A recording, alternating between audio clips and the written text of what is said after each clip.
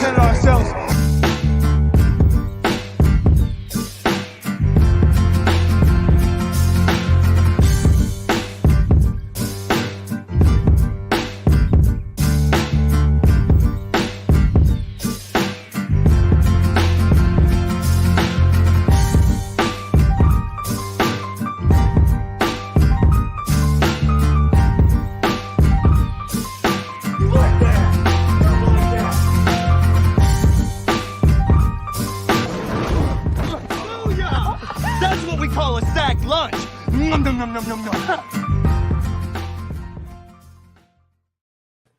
What's up, everybody? Welcome into another edition of the Sac City Podcast. I'm your host, the one and only Vinny Milani, joined as always by my best friend. He is Aaron, the Mukes, I am Mukes. And below us, we have your boy, my boy, his boy, everybody's boy, AJ Johnson. It's a beautiful April 13th evening here in the city. Episode 18 is about to kick off. We are going to be diving into the NFC North tonight and their draft needs. We have buy or sell. We have the rumor mill. We have top stories. It is loaded from top to bottom here tonight. Aaron, how goes it? I'm good, man. I know what this is, okay? I know this is a football show, but I have to start the show really quickly with a basketball topic. To the Minnesota Timberwolves, has their second playoff appearance in 18 years or whatever it is. Can we not celebrate like we just won the championship for just getting into the playoffs, for being a 7 seed?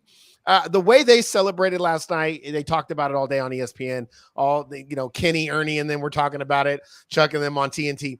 They literally had confetti, tears, dancing, jersey throwing into the stands, and all this team did was clinch the 7th seed. I mean, we have got to be better. Patrick Beverley, I have no problem with him celebrating beating his old team. I don't.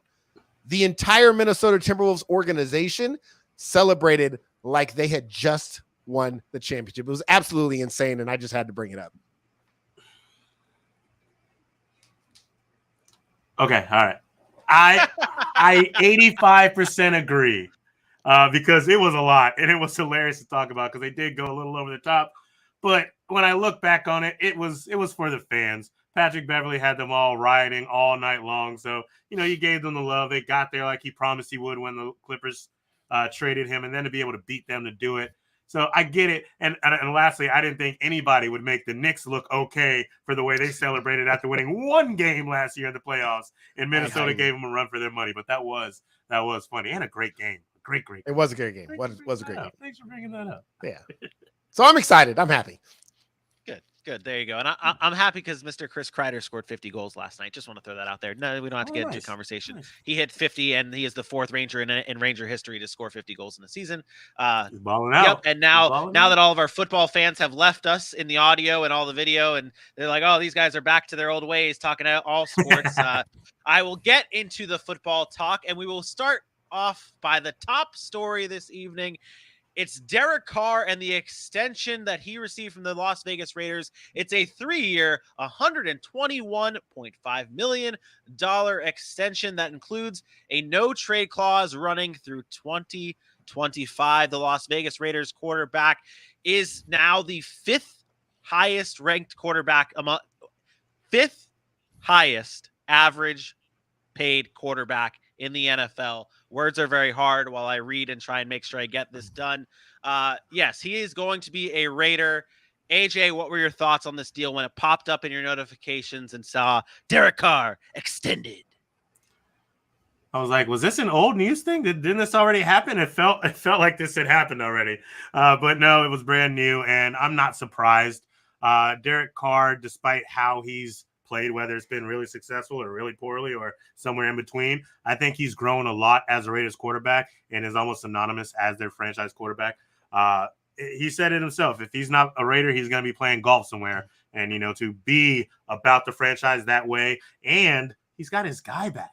Like, could you imagine how heartbreaking it'd be to finally get your old college buddy Davante Adams back, and then like, hey, we got your guy, but we are not going to keep you. It's time for you to go somewhere else. We're going to draft Kenny Pickett in the 3rd round and move forward as best for us. So I'm happy for him. I hope he can prove it, and we'll see what happens. See if they can make it back to the playoffs this season. I mean, this was just a long time coming. Derek Carr is a franchise quarterback. We constantly get people that downplay his skill set. You're talking about a guy that is one of the very few quarterbacks in the NFL that wasn't drafted in the 1st round, right? So last 4 years, he had over 4,000 yards, almost 70% completions. He's only missed 2 games in his career. We all know about the time they made him to the playoffs, but he broke his ankle and he missed out on that playoff opportunity last year. We saw him bring him back to the playoffs, falling short against the Bengals. He's a 3-time Pro Bowler early in his career. But I think the biggest thing here is he's actually kind of flown under the radar as an NFL quarterback. So he's had a better quarterback rating than both Tom Brady and Matt Ryan over the past 3 years. And we still look at those guys. Now, they have much more championship medal and accomplishments in their career, but he's been outperforming those guys. And we're just continuing to not talk about him. Fun fact, he becomes one of only 3 players in the NFL to have 2 $100 million contracts from his team. And that list would include Matt Ryan and Aaron Rodgers. So pretty nice company there. But Derek Carr deserves it. He's a really, really good quarterback. And in the NFL, quarterbacks don't just fall from trees. So people are always quick to replace him. But the fact of the matter is who are you going to replace him with is always the question. And I don't think Raiders fans have an answer. So those ones that hate him, just stop. Like, he's done his job, and the Raiders are trending up. They had a hell of an offseason, and I look forward to that continuing in the draft. Yeah, and he's coming off a fantastic season in Las Vegas. Now, like AJ said, he gets Davante Adams, and the sky is the limit with the Las Vegas Raiders and Derek Carr. That's our top story for this evening. We are going to get into a little buy or sell, but AJ, first, before we do any of that, please tell the beautiful people at home, play some Feeding the Ducks, because I know that's your jam, and tell the people where they can follow us at. Yeah, I like to go down by the bay, feed them ducks. And when I feed them ducks, I tell everybody walking by to go over to Sac City Pod on Facebook and Instagram and Twitter and YouTube and TikTok. Sac City Pod. It's so easy. Remember that other show that we used to watch? They had all these different social media handles. You never knew which one to go to for which social media place. Well, now it's simple. We were like, we're not going to do that. We're going to take care of our people. One name, Sac City Pod. Head over to all those social media platforms. Hit those likes, hit those shares, hit those loves, and tell everybody you know about the wonderful NFL fans that are right here on your screen day in and day out. Sac City, baby! Your boys are back in town! There it is. He's hyped. He's hyped. I love it. I love it. And I want to remind everyone, we are doing your team, your pick. It's very, very simple. All you have to do is submit a 1-minute video. Tell us your team, your pick, and why. Submit those videos to Sac City Pod on our socials, or email us at Sac City Pod. The deadline for the submissions are April 26th. We're looking for videos of you guys telling us who your team is, who they should pick, and why. Let us know. Get passionate. It's draft time. We all hyped, so get hyped and be a part of our live draft celebration on April 28th. Boom. Let's play a little buy or sell. Hurry up and buy. Throwback there. We started off with Desmond Ridder. According to Tony Pauline from Pro Football Network, most teams have a first-round grade on quarterback Desmond Ridder. Now, I want to ask you, gentlemen, are we buying or sell? Do we buy or sell that 2 quarterbacks will go in the first round? We've seen Kenny Pickett's name thrown out there with the baby hands. We've seen Malik Willis, his name be thrown out. Now Desmond Ridder. Aaron, buy or sell that 2 quarterbacks will go in the first round this year? We all know this is a quarterback-driven league, and NFL teams can't help themselves. They always think that they got the franchise guy and they know who that is. But I think this year's a little bit different. It's very rare. I don't know when the last time it's happened. Maybe I should have looked that up, but I didn't. The fact of the matter is I don't think 2 quarterbacks are going this. I'm selling this. I think only 1 quarterback is going to go in the first round. And that I'll tell you his name. I think that's Malik Willis. I think everybody else falls. I think you're going to run into a situation where you're going to see teams early start to pass on these quarterbacks. And then all these other teams that, could use some addition in the quarterback room are going to say, well, we don't have to do it now. We can wait. And you're going to end up finding them waiting all the way out of the first round. I say Malik Willis goes in the first round, and I don't see any other one going. Desmond Ritter's been moving up. Kenny Pickett's a nice player. There's been talks of Matt Corral. Like, I don't think so. I think it's going to be one. There's so much depth at wide receiver and at edge rusher. And then the offensive line that people see is such a need in the NFL. I think you're just going to end up watching a wash out of the first round. And yeah, I think it's Malik Willis, and that's it. Going out on a limb.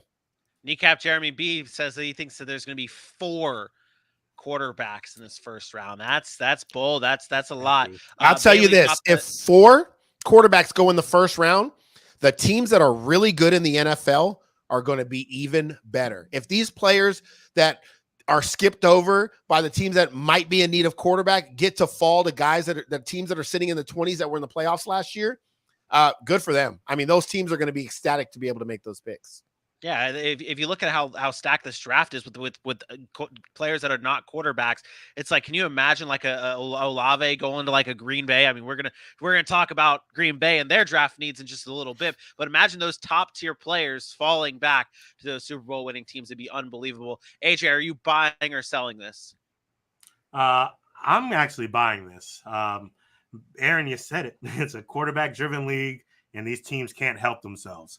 I think even though I think it's only 2, I don't think you're going to see 3. I don't think you're going to see 4. I agree that if that happens, it's a mistake. And the part of the reason is, despite how much smoke they'll blow, these guys do listen to an extent to some of these draft analysts and specialists out there. They're not going to put their bread and butter on what they say, but they're going to listen and take a bigger look at it. And the fact of the matter is, there's a lot of these guys who they believe do not deserve to be in the first round. So that tells them they can wait on some of these guys.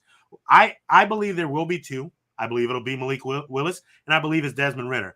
I've had a first-round grade on Desmond Ridder for a while. I don't think he's fantastic. I don't think he's good enough. He's Cincinnati to the national championship. Flashback. Cincinnati to the national championship. Listen, honestly, I knew it was coming. You should have known it was coming because I'm right. This guy, he's the guy that I think will be either traded for at the very back end or someone at the very back end of the first round will take. And the reason why is because he's probably the most experienced quarterback in this draft. He's had the 4 years. He's 3rd all-time in wins in college football with 44. He's slightly athletic. He understands how to process. And just like everybody else, he has his issues as a quarterback. If this was a quarterback heavy, no, not at all. I don't think he would. I think he'd fall down. But being where we are with these quarterbacks and the things he's shown he can do over the last 4 seasons in Cincinnati, I think he can fall at that back end of the first round. You have that 5th-year option to play with on him, and then you move forward. I think some of the other guys will fall in the 2nd and 3rd round, but I can see Desmond Ridder going at the back of the first round.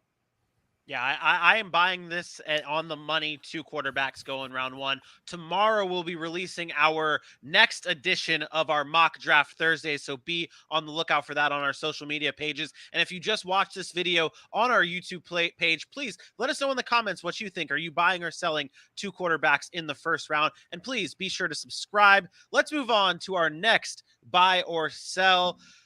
Show me the money. Deebo Samuel is rumored to be looking for a contract worth $25 million per year.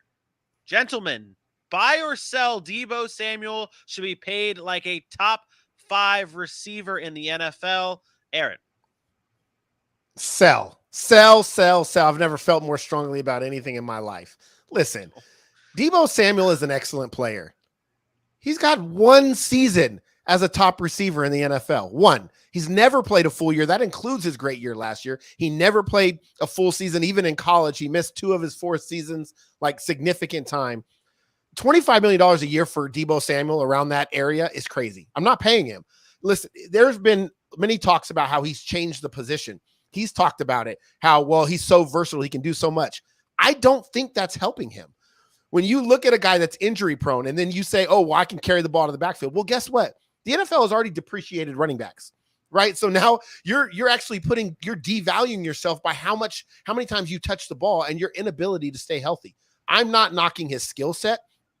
I'm not knocking the fact that from strictly a monetary strictly a monetarily, standpoint.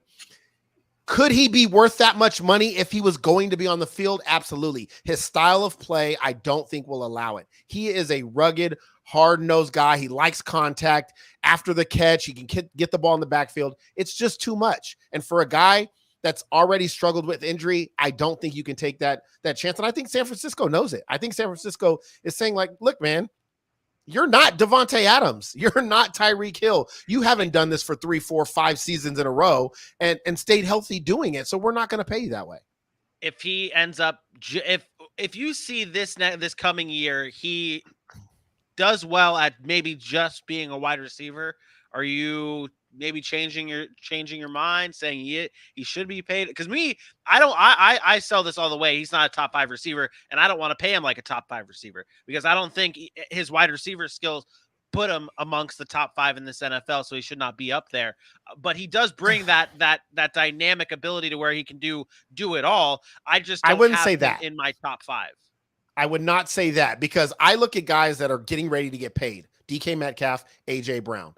Those guys have struggled with injuries too, right? Yeah. But their style of play is so different that it leads us, just fans, general managers, coaches, to believe that the ability for them to stay healthy is going to be more advantageous, right?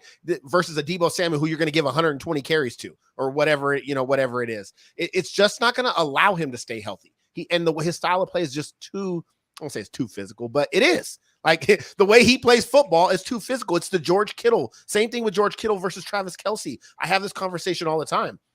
The difference in talent is not really there. It's the ability to stay on the field because of the style of play. And I just don't think you can trust that with Deebo Samuel.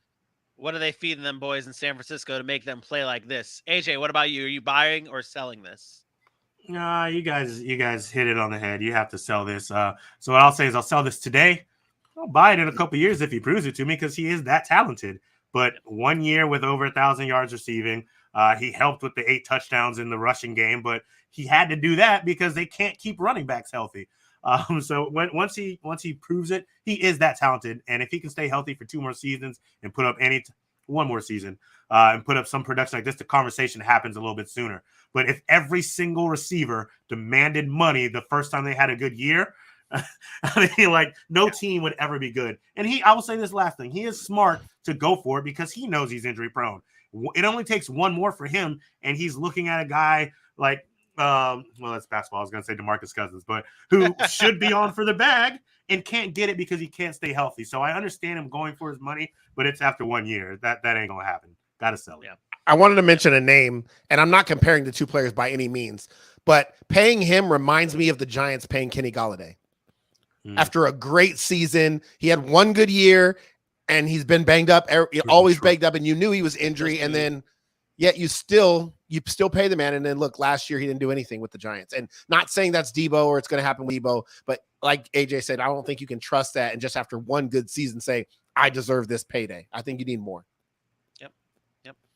All right, we are going to move on. That does it for a little buy or sell. It is now time to move on to our NFC North draft preview. If you guys have missed any of our episodes in the past, please go back on our YouTube page and check out those perfectly clipped videos there for your viewing pleasure. Short and sweet, to the point. Find out what teams need and what teams really who they should be going after in these drafts, because we are the experts and we do not subscribe to PFF. Well, I will point this out, Vinny. There were a lot of Chiefs fans in the comments on YouTube getting on you about no way in hell were they going to trade up to number 11. Yep. Yeah, I did see that. I was the butt of the jokes this past week for my Chiefs takes. Maybe I'll hit a home run with the Green Bay Packers. That is where we are starting off. They need a wide receiver. They need an edge. They need offensive linemen. They have 2 picks in the first round after trading Davante Adams. And you know what? I'll start off all of this then and maybe redeem myself and say that the Green Bay Packers need to go after Treylon Burks, the wide receiver from Arkansas. This man is, I don't want to say he's a stud because I feel like the studs are Garrett Wilson, Chris Olave, Jameson Williams, but he's right on the outside of that in my opinion. I think this man is an absolutely phenomenal talent. I heard the comparison earlier today. He's got a Anquan Bolden meets Deebo Samuel type wide receiver. He runs hard. He goes up and gets balls. Third most receiving yards in press coverage last season in the NFL or in the SEC. This man, I know what people are going to say. When you hear Treylon Burks, you think, oh, he didn't run very well in the combine. Well, guess what? He maxed out last year. His fastest ran play, 22 miles an hour. The fastest play in the NFL last season went for 21 miles an hour from Jonathan Taylor. This man is an absolute beast down the field. He'd fit well with Aaron Rodgers. And one last little note here. Adam Stenovich, the offensive coordinator from the Green Bay Packers, came out and said, I think for the most part, we're looking for the pieces that are going to allow us to run the offense that we want to run. Treylon Burks is that guy. He's going to be able to go downfield. He can also get your slants that Davante Adams perfectly ran. Obviously, he's not going to come in and replace Davante Adams because he's the best wide receiver in the NFL. But Treylon Burks is a perfect start to give Aaron Rodgers his new weapon. I like Burks a lot. I think he's rawer than some of those guys you mentioned, those top 4 guys or top 3 or 4 guys. But you talked about the possession wide receiver. He does remind me a little bit of Davante Adams because he's a guy that's bigger. He has a big frame. The difference here, I think, is going to be his technique and can he run routes? Because I think sometimes he just looks at himself. He says, I'm 6'2", I'm 225. I don't need to run sharp routes. But he does. He can go up and win the 50-50 ball. I liked him to like an Alshon Jeffrey type. That and again, a guy that could go up and win. And Alshon Jeffrey was a very, very good receiver in the NFL. He just couldn't stay healthy for most of his career. Not saying that Treylon Burks is that, the injury prone, but I like him to that kind of receiver. If Green Bay is going to go get a wide receiver in the first round, I think it's going to have to be a difference maker. I think Treylon Burks can be that.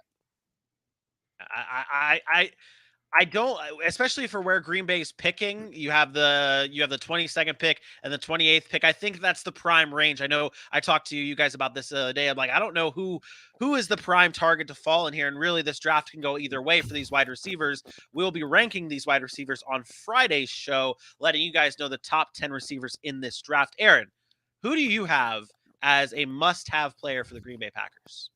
I thought about going the first round, but I felt like you guys were going to attack that already with wide receivers in round 1. I went round 2, but I'm not going away from the offensive side of the football. I like a tight end here. I know they got their tight end back from last year who tore his knee, but I like Trey McBride from Colorado State. Trey McBride is this, I don't want to say George Kittle, but he has some of the attributes that a George Kittle has. He's really physical. He has good size. He's athletic. He's a polished route runner. He has good hands. He is a willing blocker, but he's not the best blocker in the world. But he's willing to get in there and mix it up a little bit. And then he has some problems after running after the catch. But look, you can see right there, he has the ability to get it done. My NFL comp right now is Hunter Henry. I think he can come in, be in that second round guy and come in and be effective. And when you get Aaron Rodgers' trust, and I think a guy like this, he's a Mackey Award winner. You can earn that trust from a veteran quarterback. And if he trusts you, he will go to you. Aaron Rodgers has proven that time and time again. So this is a highly productive guy, 90 catches, 1,100 yards. He made first team All Mountain West. This is a guy that's going to come in and contribute. And I think second round is a perfect spot for him. I loved both of those picks. I know this is from back in the day, but I hope we're still allowed to pull the curtain back a little bit. I got my pick in last on our show, Doc, and I love a wide receiver here. I finally think they will, and I think there's a lot of guys in the first round that can do that. I saw both you guys went with pass catchers, so I'm not going to do that. I went somewhere a little different. I went to the third round, pick 92, and another thing we know they need help with is the offensive line, and a lot of people have been talking about this guy, Dr. Cole Strange, Chattanooga, Tennessee. Cole Strange is a big guard. Great hands. This is funny. Like, one of the things that he does best is he gets off the line really quickly. And I say that's funny because that's what you talk about when the defense is coming at you. But he's able to be quicker and beat these guys to the push and allows him to get his hands and create leverage immediately at the point of attack. He's one of those guys that know how to push forward. The issue with him is I think he needs a little bit more power. I think he needs to bulk up. I think his frame needs to get a little bit bigger, and that's going to help him on the next level. But right now, he may have an issue handling some of the bigger guys on the defensive side of the ball in the NFL. But he can play guard. He can play center. I think a lot of people really like him at the center spot because it allows him to get off the ball very quick, and that's where he succeeds the most. So, if you can get these pass catchers in the first 2 rounds and then go ahead and bulk up your line to give Aaron Rodgers some more time, this is it's going to be a very scary year for the Green Bay Packers. Could be looking at another 13-4. Had to throw in that extra game. I had finding B-roll for him was very hard, by the way. Mr. Chattanooga, Tennessee, Chattanooga. You said what? Did you do those circles in that B-roll? Was that you? Yeah. I know. Yeah. I was like, that looks like something that was not in the actual videos. So bravo. I did that. Bravo. I actually have a better way to do it. Yeah, I've been doing it. I actually have a better way of doing it, but it takes a lot of time to have it pause, and it's a lot of work. So I have only been doing.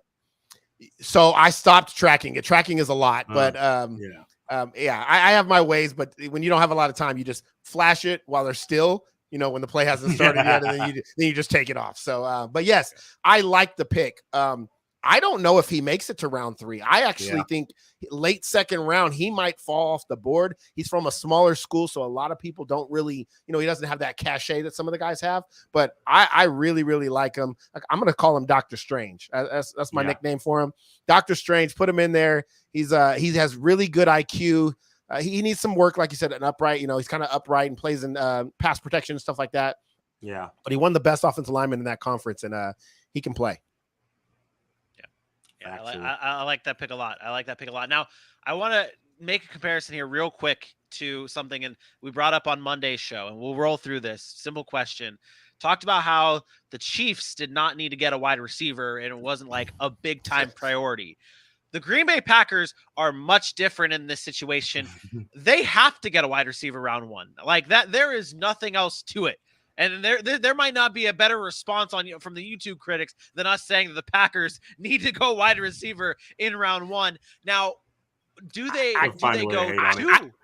I was going to say, I'm telling you right now, I would not be opposed to the Green Bay Packers taking 2 wide receivers in round 1. If you can get a Treylon Burks and a Christian Watson, and I know Watson, there's a lot of people that are split on him. Some people have him going in the 2nd, 3rd round. Some people have him all the way in the 1st round in the mid-teens. We might talk about him in a little bit. But if you can go get 2 guys, I'm not opposed to it, man. You have to do everything you can to load up for Aaron Rodgers. That team is pretty solid everywhere else. You have to go get him some weapons. Yep. Alan Lazard, his best guy, Randall Cobb, but let's be honest. And then Jawan Winfrey and Vinny's guy, Amari Rodgers. Hey. You got to get yourself. They weren't inspired. They weren't inspired with what Amari Rodgers did last year. And I think he actually does take that Randall Cobb role eventually if he can get right. But yeah, they need some help. I also like Chris Olave here, but like I said, I didn't want us to all just do pass catches. I wanted to mess them up, but I like. We had this conversation. Go ahead and bring it up, Vinny. Go ahead and say what you were going to say about Chris Olave. That you do not feel like Chris Olave can drop this far. You told me that yesterday, right? I don't think he. I disagree. I have a hard time. I think 3 wide receivers go in the top 20. So I don't disagree with London. I think London. I'm not crazy about Drake London. We're going to talk about it on Friday's show when we rank the wide receivers. But my top 3 wide receivers right now are Jamison Williams, Chris Olave, and Garrett Wilson. Like those are my top 3. Everybody loves Chris Olave. I'm so suspect about Chris Olave. I've seen the Ohio State receiver like Chris Olave in the league, and I don't love it. And I'm not saying he's the same, but there's something off. Something's off. Scout the player, not the jersey. If the rest of the NFL Chris teams Olave think that, could be the change. If the rest of the NFL teams think that, and he falls to the Green Bay Packers at 22 or 28, scoop him up right there, run away with the bag, and take it all the way home to Green Bay so Aaron Rodgers can have a new wide receiver 1. Let's move on to the Minnesota Vikings here. They need a cornerback. They need a linebacker. They need an offensive line. They have pick 12, 46, 77, so on and so forth. Aaron, I'm tossing this one up to you, buddy. Who do the Minnesota Vikings need to get in this year's draft? Yeah, we actually talked about this one too. For me, this one's simple. I think the weakest position for the Minnesota Vikings was on their back end. We've talked about this guy a couple of times. For me, this is the right spot for him. It's Andrew Booth. And Andrew Booth is a guy, he's long, he's rangy, he has burst, he's really good with his hips. His ball skills, you saw the catch there, that's just unreal, right? He's really aggressive in the run game. The only thing I worry about here is he's injured. There was talk today about some hip injury or something around his waist that teams are starting to get scared of that, and they're saying he might drop out of the first round. I did not know about that until after I had already made this pick. So I'm going to have to do a little bit more research. It does give me some cause to pause, but I think here Minnesota has to go defensive back. So if it's not an Andrew Booth, maybe you're going a Trent McDuffie here, but I really like the skill set of Andrew Booth. He fits man to man. He can learn from Patrick Peterson, who decided to come back. He can play on the outside. Again, my player comp this time, it's Jair Alexander from Green Bay. The type of man-to-man guy and those skills that he has, similar build, similar frame. He was a first-round pick out of Louisville. I think that Andrew Booth could turn into a player like that. And we all know Jair Alexander is a top 10 corner in the league when healthy. It's a great pick. I kind of went in the same route, but I gave them a little wiggle room, allowed this to happen a little later. I went with round 2. I also went with the cornerback. Cornerback who's been battle tested and has played against top tier competition, and that's Roger McCreary out of Auburn. Roger McCreary has started to prove that he can be a very, very good corner in this league. Now, I don't know if it'll be in the same way that he was at Auburn, where he played a lot of press man on the outside and won a lot. His size at 5'11" is probably going to make him one of those slot guys, but on a man-heavy team, putting him in the slot is only going to make that team better. I mentioned he was battle tested. He's seen 183 career targets. He's only allowed had 23 pass breakups or something of that nature. Forgive me, I'll check that stat a little bit later. His cons are he's got very short arms. His very short arms, his makeup speed isn't as great as it could be, but he does play fast. So if he's with you step for step, it's a very slight chance you're going to win that battle. I think Roger McCreary is going to be a very solid person, and Minnesota can use another. They got to figure it out on the back end. They keep trying. They keep failing. Eventually, one or two will hit, and I'm going to bet it's going to be Roger McCreary, round 2, pick 46. Those are solid picks. I love the fact that both of you guys went cornerback. It allowed me to be a little bit more flexible because I was really leaning towards a cornerback here like an Andrew Booth, maybe even a Derek Stingley if he falls that far, because that's where a lot of people are saying Stingley could fall to the Minnesota Vikings here. That'd be a great pick as well.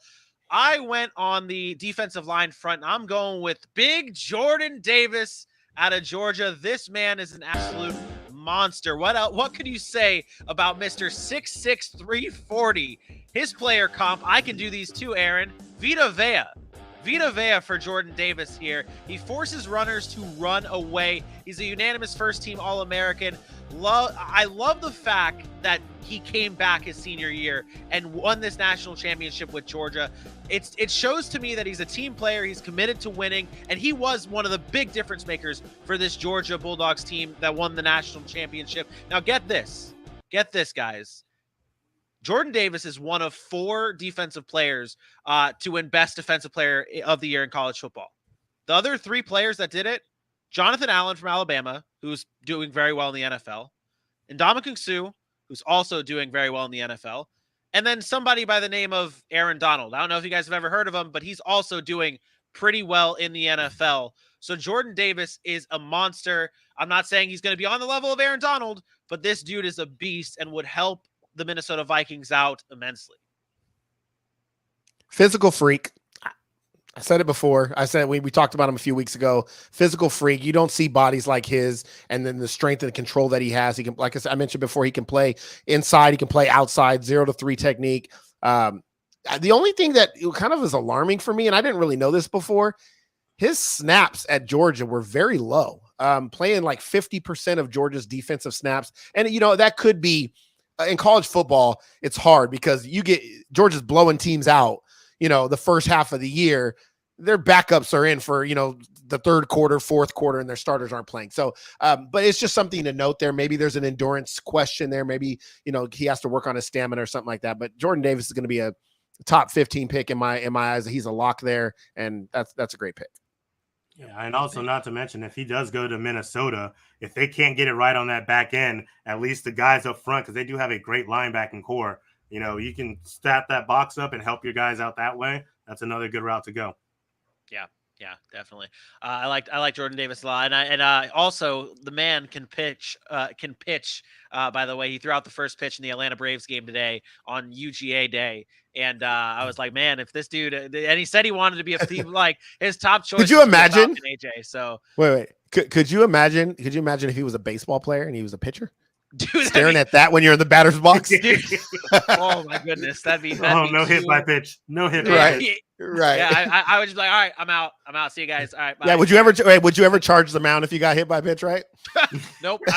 I'd be like, here. Would Will Smith have walked up there if it was Chris Rock or Chris B Rock? Damn, wrong Rock. Oh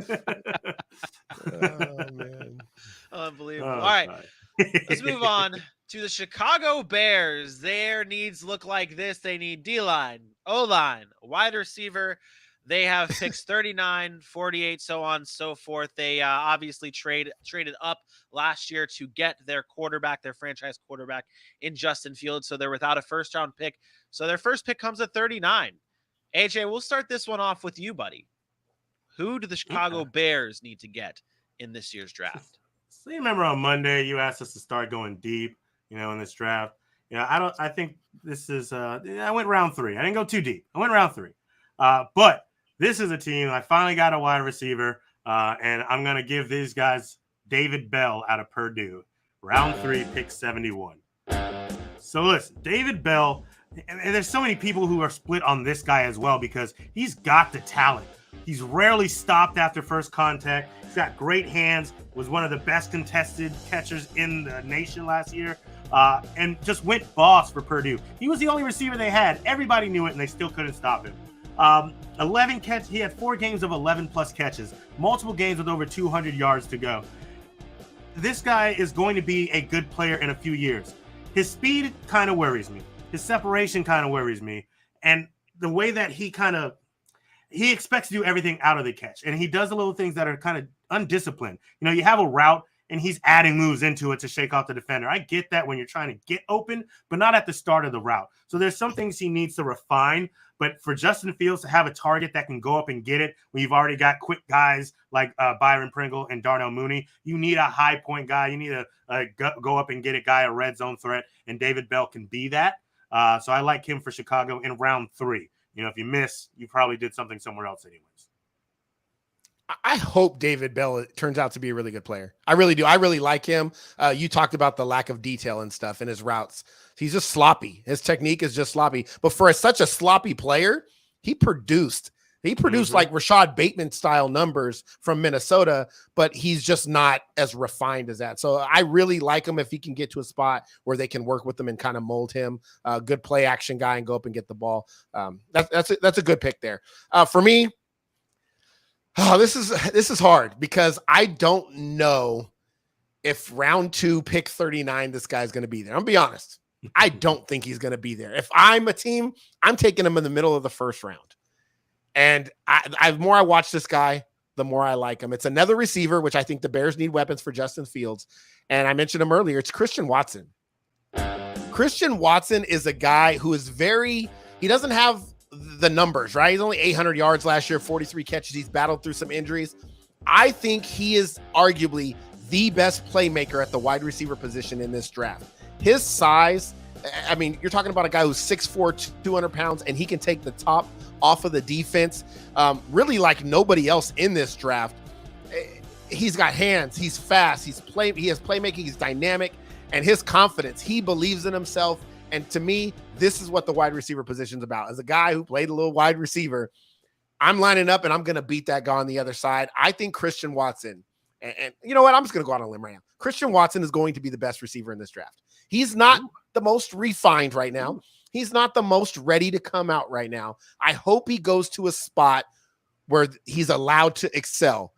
I think of any of the receivers, his build, his ability, he has the chance to be special, like special. And I'm going to call it right now. I think Christian Watson ends up being the best receiver in this draft. And if the Bears can get him in the second round, and all I've seen is keep moving up and up and up. I think Mel Kiper switched him to first round pick today. They're going to be happy with that. And Justin Fields will have a nice weapon to go to. So yeah, give me some Christian Watson. I like it. I like the wide receiver picks. Bailey also likes the wide receiver picks here. Our chat is absolutely buzzing tonight. We appreciate everyone tuning in. If you're watching this clip on YouTube, we appreciate it, but really join us live on Mondays, Wednesdays, and Fridays for our live shows at 8 p.m. Eastern time right here on YouTube. It is quite the time. But Bailey agrees with you that they need to go wide receiver.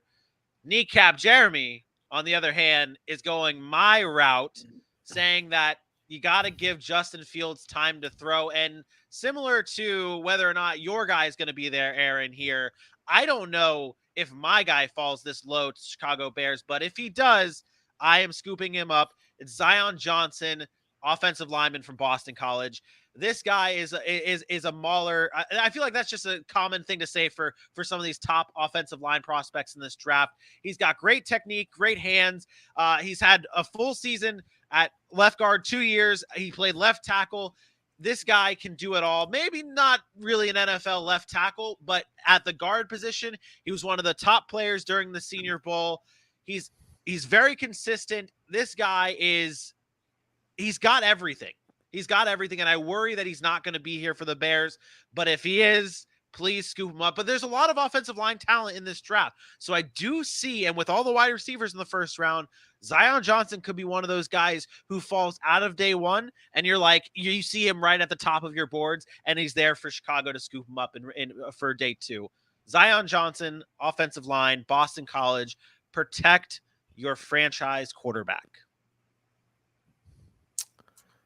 I like it. Perfect fit. It's actually a perfect fit. The Bears like to run that zone run scheme. Zion Johnson fits that really well. I believe he can be a starting guard in the NFL. And when you're talking about offensive linemen, you don't get to see the dynamic kind of playmaking ability, right? So it's hard to kind of gauge these guys. But then when you look back at them like 10 years later and you see they've been a starting right guard in the NFL for 10 to 12 years, you know they've done something right. They've been able to establish themselves. This is a guy that can do that. He's got really good pad level. He's patient. He can move really well laterally. He's got mobility. He tracks really well, getting to the second level, being able to use his power at the second level against linebackers on those double team blocks and then shedding off. I like him. I think his quickness and his balance is really good. And this is a guy that might end up sneaking into the late first round if he keeps trending that way. So if you can get a guy like that at 39 or the second round or wherever you had him, then that's a win for Chicago. And you're definitely right. Offensive line, you got to block. You got to protect your franchise quarterback. We mentioned this with Jacksonville. We've talked about it with the Jets and all these other young quarterbacks. If you do not protect your franchise guy, then you wasted a first-round pick on that quarterback because then they're just going to be dead in 2 years or whatever it is. And even if it's not like your number one priority, maybe offensive line is your second or third priority. That automatically goes up if you have a franchise quarterback that you have to protect, like a Justin Fields or Trevor Lawrence or a Zach Wilson, like we've talked about before. That priority goes up so much higher to make sure that you're protecting your guy in Justin Fields in this case. Let's move on to our final team. I got a question. I got a question about Chicago because we have. You brought up the draft picks. They don't have a lot. They moved up to get Justin Fields. We haven't spent much time. I felt like we've talked about the Jets a lot with their, future in Zach Wilson. We talked about the Jaguars. Where are we at with the Bears? Like what the Bears don't have a lot of assets right now. They haven't done a whole lot in free agency. Obviously bringing in a new regime, Ryan Pace and them are gone. It's a new era in Chicago and they think they have their guy in Justin Fields. How important? For me, it's super important that they hit on a number of these picks. Like I know they only have 5, maybe 6. To me, those first 3 picks, 39, 48, and 71 are huge for them. They're going to need guys to come in and contribute and start to build for the next 2 or 3 years because it's extremely important that Justin Fields takes the next step. I don't know where you guys are at with that. I think it's definitely huge, especially if you don't have a first round pick to continue to build these franchise pieces around in this team. I was thinking, and once you brought this question up, I was like, oh, let me look and see who they're like, where the rest of their picks are They have 2 second-round picks. Would it be a surprise if they traded back into the first round? Maybe a late first-round pick. You package both those second-round picks and maybe a mid to late round pick in this year or next year's draft. Would it be that crazy to think that Chicago does that? I don't think they can afford to be giving away any picks for, especially with this new regime coming in, and maybe they feel like they have something to prove, right? What was the first thing Ryan Pace and them did? They came in, made a big splash, got Mitchell Trubisky, and screwed it all up. You don't follow the footsteps of the guys who failed before you, in my opinion. So I don't know if they would trade up, but I do agree it's very important that they hit on these picks. And I think they need to know what they need to do going forward. And like you said, that's protecting Justin Fields, and that's getting him some new toys. And they did a little bit of that with just Byron Pringle. Yeah, that's not crazy, but that's one extra weapon that he didn't have last year. So other than that, I'm on wait and see with the Bears. It's a brand new squad, brand new front office and everything. Let's see what they can do. I don't put much stock in them being great, but I know they ain't gonna be as bad as Matt Nagy had them. So are you saying that Allen Robinson wasn't a weapon last year? That's exactly what I'm saying. It was not a weapon last year. That's more of a shot at this guy right here. Oh, I know. I'm just helping you back it up. Who would ever think that he was a weapon last year? I didn't say he was a weapon last year. You know what's funny is not that far. There were rumors. There's rumors out there that Matt Nagy and them phased him out of the offense, like on purpose, and which is bizarre to me because you got a rookie quarterback with one of the better receivers in football. Let's be honest, Allen Robinson has been really good, and you decide to phase that guy out of the offense. Like they weren't going to him. The offense looked different, and this is the reason why you find yourself without a job. And it's bizarre. It's bizarre. Weren't they trying to devalue him so they could pay him what they can re-sign him? He was never coming back, though. Like, I know that, but last year, and I know completely different players. Aaron Rodgers was never going to play another game, and now he's linked up for another 4 years. See the Rams didn't buy it, right? Because they still gave him $15 million a year. The Rams didn't buy that Allen Robinson's just no longer good. They just said, You know what? Not a great situation. We can take advantage of that. We saw what we did with Odell.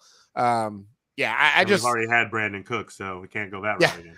Yeah. Otherwise, he definitely would because he's much better. Exactly. I mean, the addition of Byron Pringle is nice. Byron Pringle played well with Patrick Mahomes. We'll see if he can keep trending in the right direction with a younger quarterback who might not be who is not Patrick Mahomes. Let's just say I say he might not be, but yeah, he's not Patrick Mahomes. So it'll be interesting on that side of the ball. They definitely need to add some weapons.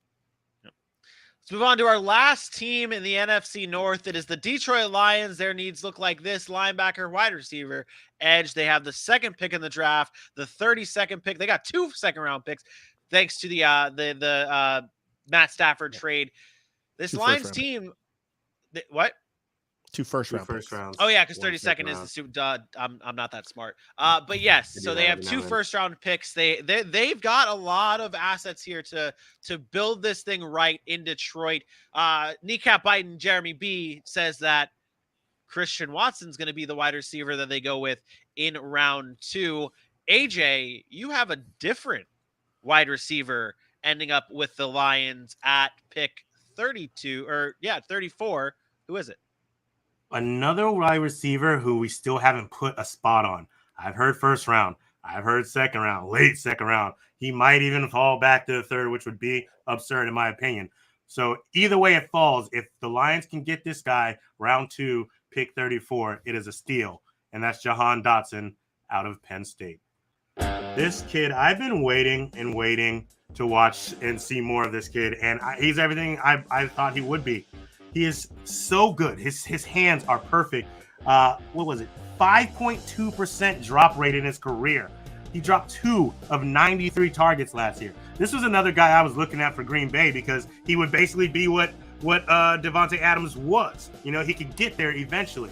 He's good behind the line. He's good in the slant. He's good downfield. Now, I don't think he'll be this open downfield in the NFL unless you're talking busted coverages, but he does not drop the ball. Doesn't matter if people are around him. Doesn't matter if he's wide open. He runs his routes crisp. He makes acrobatic catches. He's going to be a very good receiver.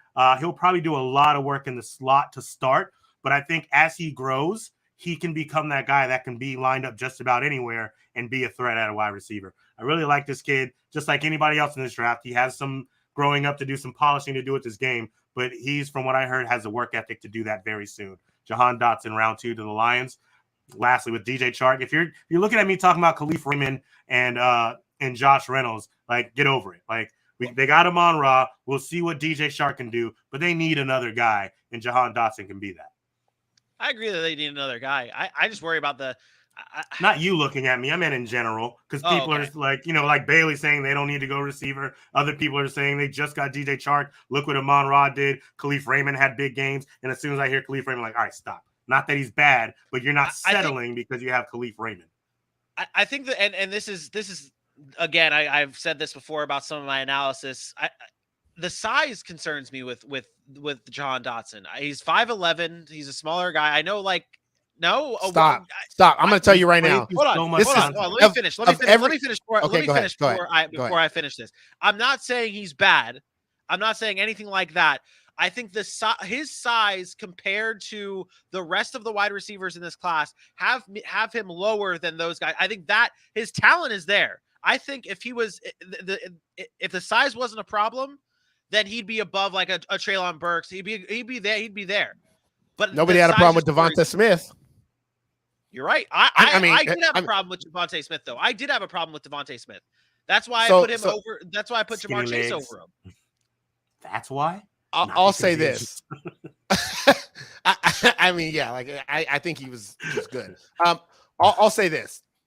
Jahan Dotson to me is the more I'm watching him, the more I like him. You're talking about a guy. AJ mentioned his route running. To me, his skill set translates directly to the NFL. We see receivers come in the NFL and they take a while to get accustomed to the way the NFL is played. When you get a guy that knows how to run routes, can play man or zone, can go, find soft spots in zone, wins with his footwork, and it doesn't matter how small he is, you can't press him because his footwork is that good. He has really good hands. And then AJ mentioned it, his effort. This dude does not give up on any play, which is why he wins. You put him on a team where a quarterback's scrambling, he can win. The only issue with him is his size. But nobody's saying that about Jalen Waddle. Nobody's saying that about Devonta Smith, who were the top two receivers outside of Jamar Chase last year, and both were very, very productive. The fact of the matter is, this is Deontay Johnson. This right here is Deontay Johnson in the making. He is going to do exactly what Deontay Johnson did. He is going to come out and he might start a little slow, but you're going to see his playmaking ability, and you're going to say, that's a number one receiver on a team. I said the other day there's a drop-off after the top 4 or 5 wide receivers. I need to retract that statement. I dug real deep today watching the receivers for preparing for this show and Friday's show. This draft class is loaded at the wide receiver position. It is loaded. And Jahan Dotson will be a factor in the NFL. I promise you. I'm as hard as I talk about the other guy we're going to get to in a minute, that's how I'm feeling about Jahan Dotson right now. He is going to be a player. Lastly, this is why there's no excuse for Green Bay not to take a wide receiver. There are so many guys in this spot that I think would be a good fit. I almost put him here, and I saw both of you guys for Green Bay. Jahan I changed my mind. Both of you guys had him. I changed my mind. I have no pick. I'm not going to play my pick.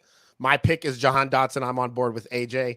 If the Lions can get him with that first-round pick or second-round pick, I'm going there. I know Christian Watson was mentioned in the chat. I agree. I probably have Watson over him, but I don't think Watson ends up being there. So I do think a Jahan Dotson there would be a nice pick. I don't care if they need a big receiver. You need a big player. You need somebody that can produce. And you add that to Amon-Ra St. Brown, throw in Jahan Dotson. Now you have some weapons, DeAndre Swift, and that offense looks a lot better. Yeah. I'll save the last 7 minutes for your wonderful pick that I love so much, Vinny. Well, it isn't even a pick. Mine isn't even necessarily a pick. And like you made the B-roll for it, and I almost don't want to even play the B-roll for it. Oh, you're playing that B-roll because this is my favorite player. This is my favorite player. I will, but I have no stats behind it. I didn't even do any research behind this pick, which is fine because I'm going to get into it right now. Speak from the passion, baby. My pick for the Detroit Lions comes at number 2, and it isn't even necessarily this player, but I'll go with this player. You are muted, sir, because I did not take out the audio on that. You son of a bitch. Trayvon Walker, edge rusher out of Georgia. This player, if he falls to Detroit at number 2, do not overthink this. I overthink my entire life. I got called out on it today. Detroit, do not overthink this pick. Pick one of the best edge rushers in this draft. Whoever Jacksonville doesn't take, pick them at number 2. Whether it's Aiden Hutchinson, whether it's Trayvon Walker, you get one of those two guys. Do not overthink this. Do not get a Malik Willis. Do not get a Kyle Hamilton. Do not get Kayvon Thibodeau. Do not get anyone else. Do not get Evan Neal. I don't care who is there other than these two players. If it's not Aiden Hutchinson, you get Trayvon Walker. If it's not Trayvon Walker, you get the hometown boy in Aiden Hutchinson. Do not overthink this, Detroit, and make sure you get your cornerstone for your franchise. Last year, you did it with Penei Sewell. This year, you do it with Aiden Hutchinson or Trayvon Walker. Next year, you could do it with your quarterback, possibly. You have all the draft capital to move up in the draft if you end up in like the picking at 10 or 9 or whatever. You have the draft capital to trade up for a quarterback. Do not mess this up, Detroit. Pick the best edge rusher in this draft in Trayvon Walker. That's that passion I was talking about. Detroit has no excuse. They have no excuse to take a quarterback at number 2. And it's because it's not the year of the quarterback. Let's just face it. I don't care if Malik Willis turns out to be great. I don't care if Kenny Pickett turns out to be great.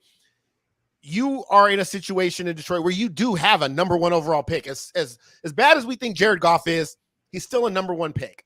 He's still been to a Super Bowl. He is a veteran in this league that you can put behind center and say, hey, go be a leader, make some plays while we're trying to build until we can fill that void. The fact of the matter is Trayvon Walker is an absolute freak.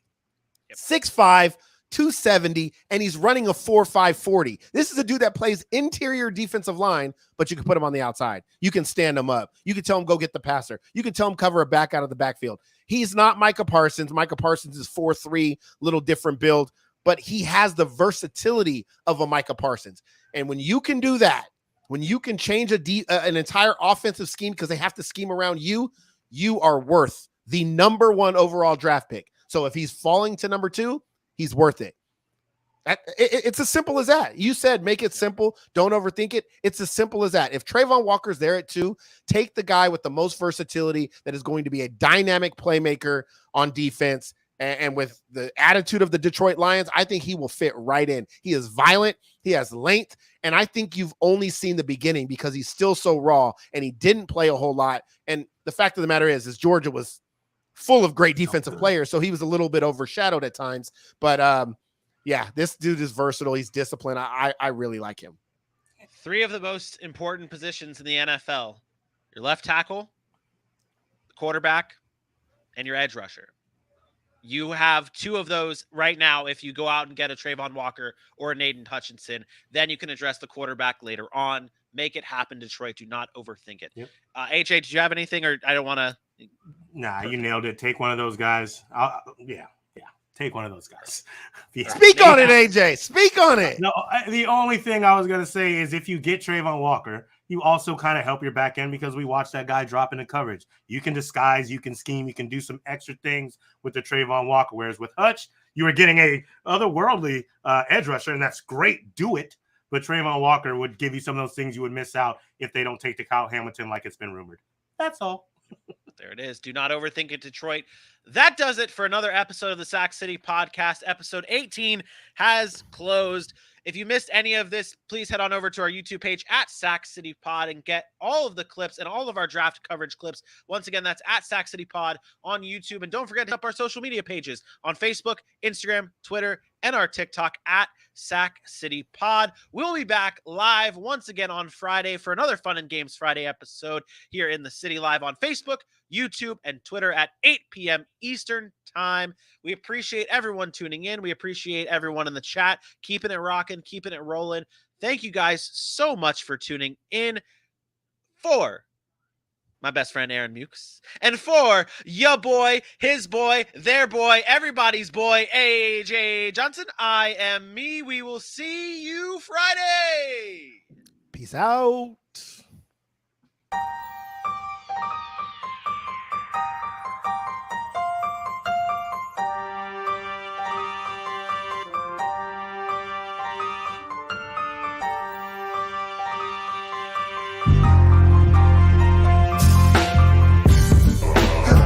know we were a much better team than we came up and represented ourselves.